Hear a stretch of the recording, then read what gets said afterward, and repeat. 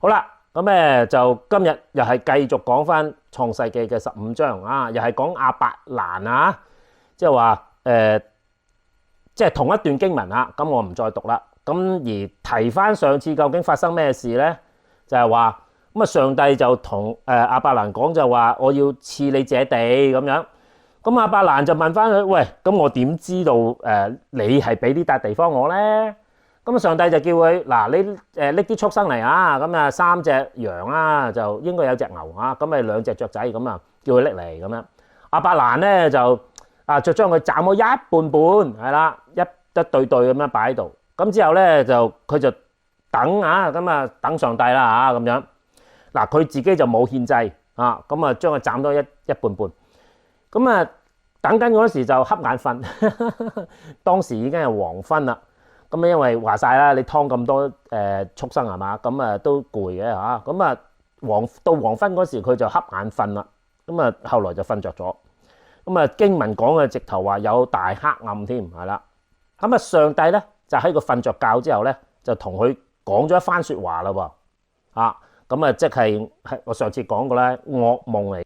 嗱，嗰番説話就係話佢嘅後裔咧就要喺某地啊俾人苦待400年啊！咁啊上次提過啦，其實就係出埃及記啊，佢哋去咗埃及俾人即係苦待咗400年，然後就要服侍佢哋。咁啊上帝就要懲罰嗰個國家咁樣，咁就係，但係咧亞伯蘭就要享大數歲喎嚇，咁然後平平安安就去到佢嘅列祖嗰度，被人埋葬。到佢第4代嗰陣時候咧，就會必回此地啊！咁就因為咧亞摩利人嘅罪孽還沒有刑滿啊！好咯喎，咁啊同佢講完呢番説話，咁之後咁就有個火爐啊，同埋個火把就經過嗰啲肉就燒咗啦啊，就好似獻祭咁樣。記住變咗灰嚇，係啦。咁啊原來上帝話會喺亞伯蘭即係瞓緊嗰時就同佢講嘢啊。咁啊，即係我以前提過啦，就係我都有類似經驗，就係通常我半夢半醒嗰陣時候咧，就上帝就同我講嘢噶啦。通常係咩情況下佢同我講嘢咧？就係我第2日要講道，咁佢就提醒我嗱，經文嗰度有啲地方咧你要睇清楚咯噃咁樣。咁我就通常咧就。有時咧就會越即係同佢越傾得多咧，哇就越嚟越興奮啊！咁就有時醒咗嘅。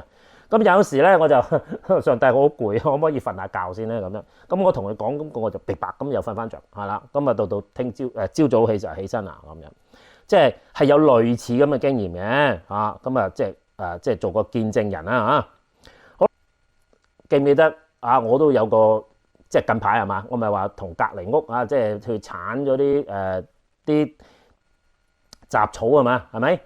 嗰個經驗其實原來同呢個即係呢個比較深含啲嘅經文咧，其實係對稱嘅喎。上帝特登俾個咁樣嘅經驗我提一提係咩意思咧？就係我諗緊即係需唔需要喐嗰啲雜草幫隔離屋淤咗雜草嗰陣時候咧，就自言自語個心裏邊咁原本我就唔係好中意做埋啲咁樣嘢噶啦即係洗碗即係執垃圾咁樣咁咁就為着即係做盡鄰居嘅義啦，咁好啦，信你啦信上帝咁就拎住個鏟出去嗰陣時，咁就。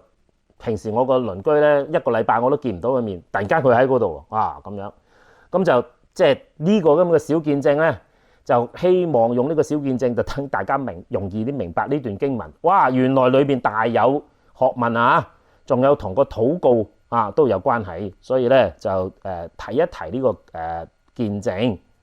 好啦，咁上2次就類似就講到咁多啦。嗱，今日就講深啲咯，就係。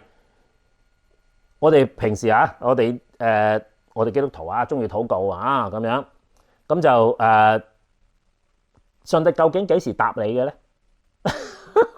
嗱，喺亞伯蘭佢就瞓着咗啦咁就我唔知有幾多人有啲咁嘅經驗咁但係咧有樣嘢大家要好留心啦，今次就係有冇留心就係咩情況下上帝同亞伯蘭講嘢？當然佢瞓咗覺啦，但係有樣嘢好重要嘅喎，係啊，咁啊希望你留心啲咯，就係咧，其實由亞伯蘭將嗰啲畜生啊斬開一半半，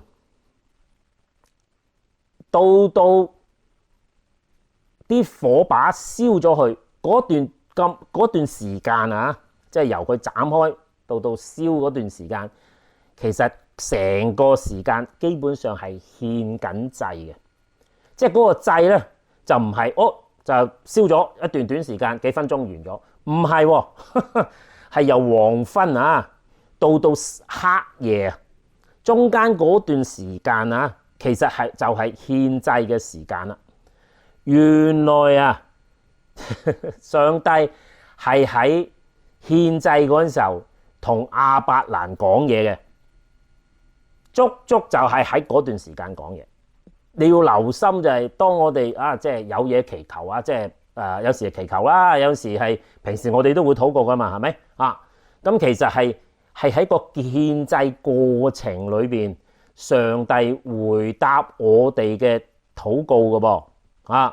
如果你記得嘅話咧，咁唔知第一次嗰時我已經講咧，就係唔好講埋啲雞毛蒜皮嘅嘢，係啦，雞毛蒜皮咧都冇問題，你最緊要講到個重心啊嘛。當你講出個重心咧，上帝就出聲啦，係咪？記唔記得啊？咁另外一件事咧，呢件事係另外一件事啦，就係佢喺獻緊祭嗰陣時，耶和華就同亞伯蘭講嘢啦。哇！咁就大學問咯噃。原來嗰個獻祭咧，同上帝同我哋講嘢直接溝通係有關係。好啦，咁但呢度第一點啦，等大家明白。咁第二樣嘢咧，呢個其實今次應該係第三層係咪？上次係第二層啦，今次係第三層。第三層你要留心啲啦。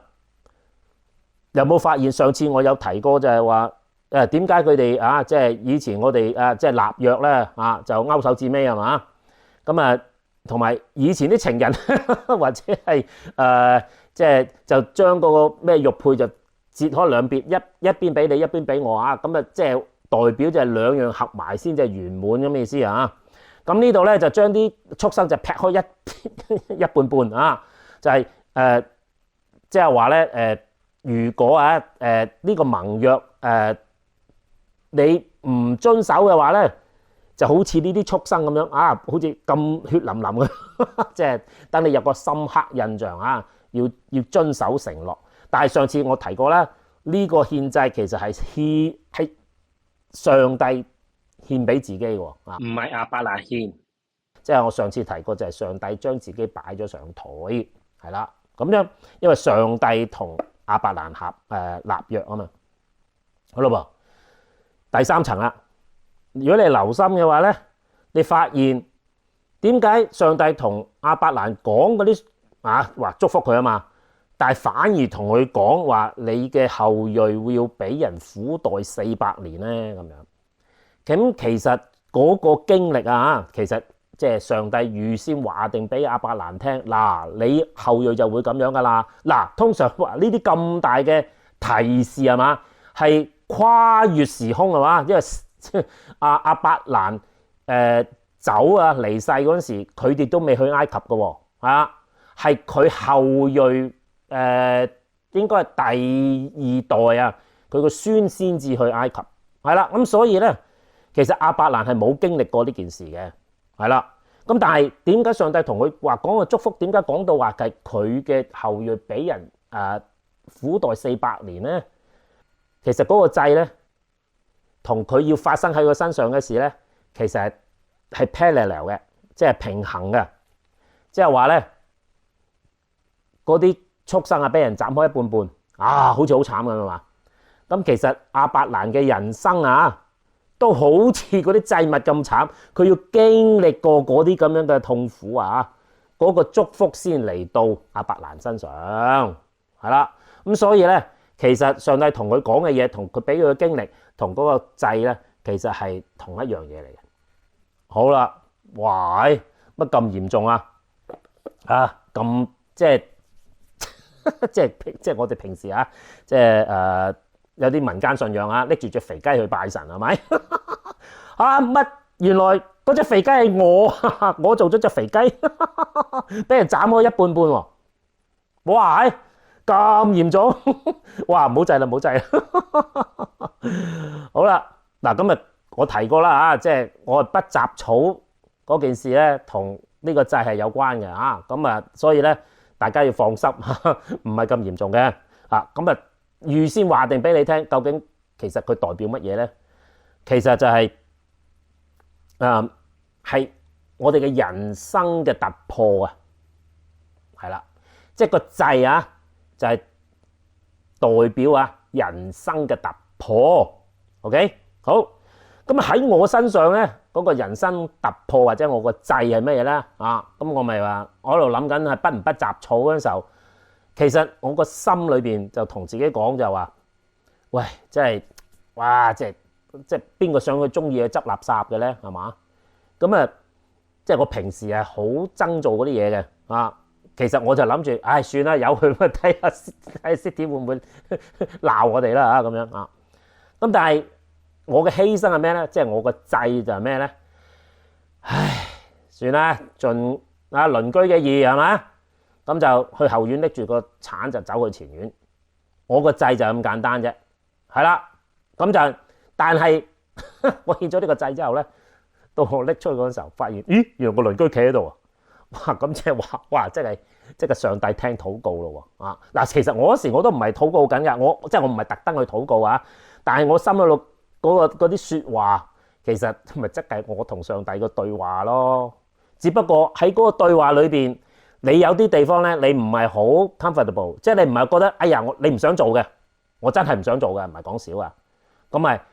但係啱就嗰條經文提醒我就話，你要盡我嘅義喎，啊咁啊盡鄰居嘅義，咁我拎個鏟去鏟嘅啫。嗱咁呢啲咁樣嘅雞毛蒜皮嘅嘢係咪啊？你都可以話係個祭嚟嘅喎，係啦。但係呢次經驗咧，就係我人生嘅突破啊！嚇，原來啲雞毛蒜皮嘅嘢咧，上帝都聽嘅喎。嗱就係咁簡單，即係其實嗰個祭咧係代表人生嘅突破啊。OK， 好啦。咁如果你想突破，咁你就一定係即係有句説話就 no pain no gain 啊！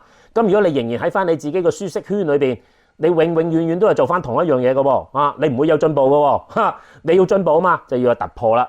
突破點嚟嘅咧？就獻祭係啦，你要高即係要高呼，即係有個經歷慘痛嘅經歷，令到你明白啊！原來嗱你未經歷嗰時你就覺得慘痛。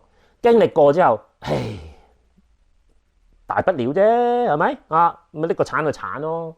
原來上帝嗰個祝福就喺我哋經歷之後啊！呢個就係個祭嘅意義啦，即係話我哋要喺我哋個舒適圈突破個舒適圈嗰時係慘痛嘅，係啦，就係呢個意思。OK， 咁希望我講得清楚啦。好啦，咁喺亞伯蘭點解？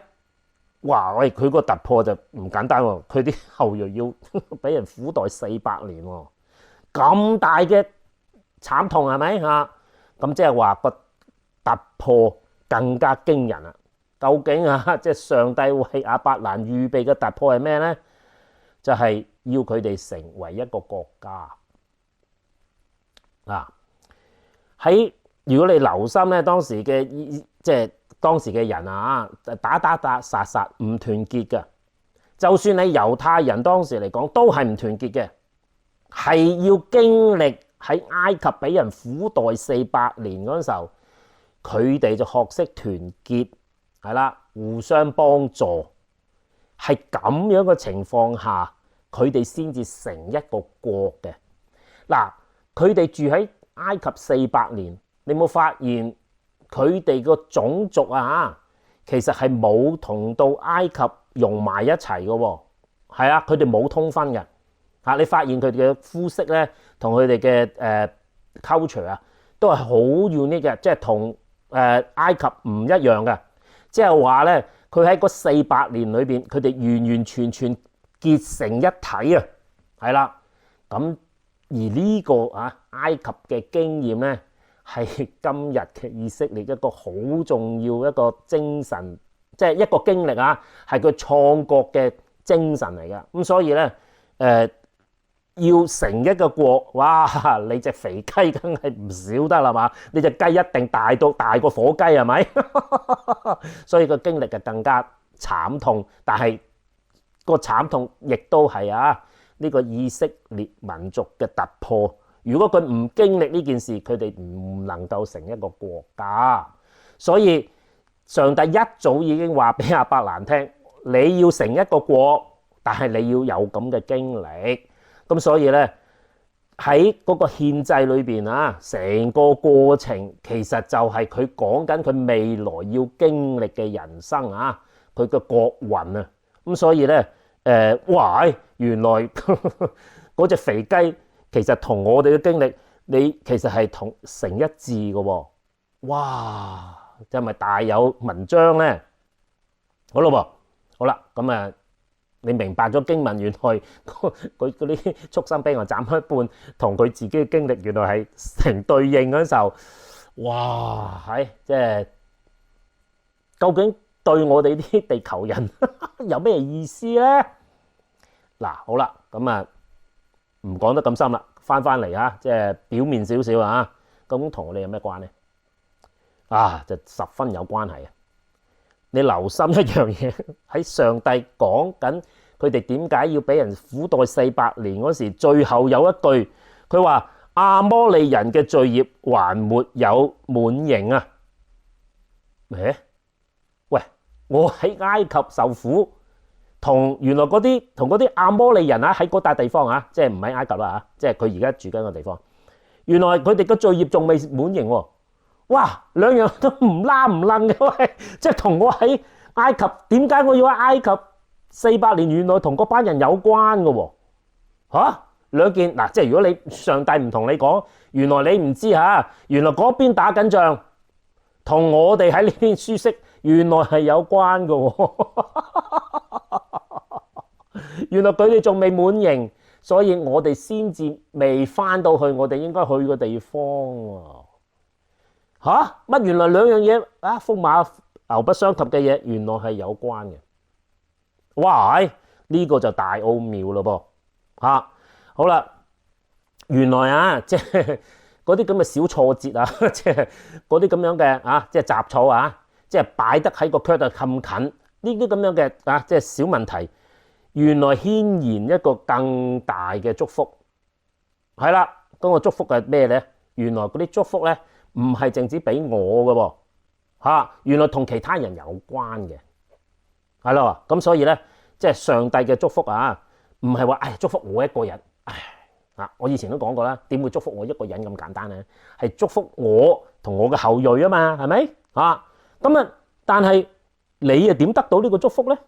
原來同我有關。點解咧？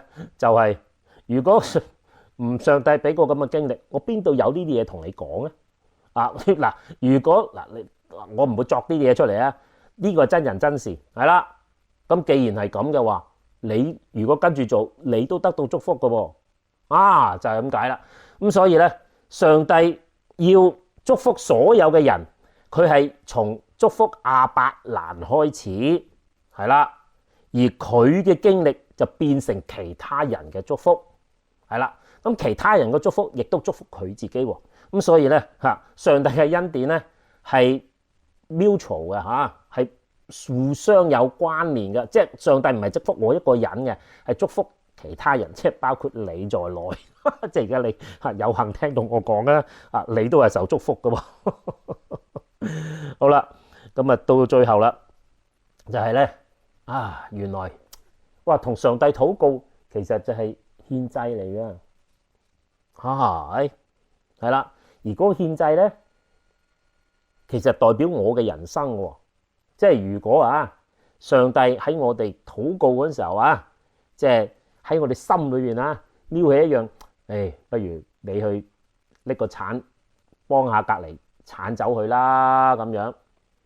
如果你憑信心跟住做，上帝就看我為義。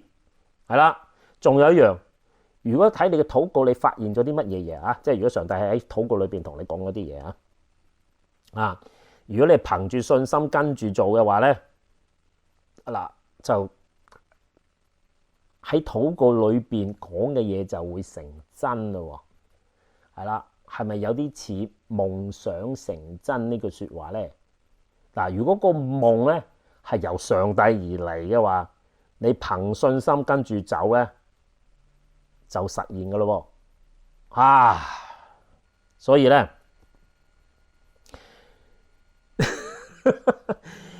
喺我哋平常生活啊，雖然啊隔離火災啫嘛，同我有咩關咧？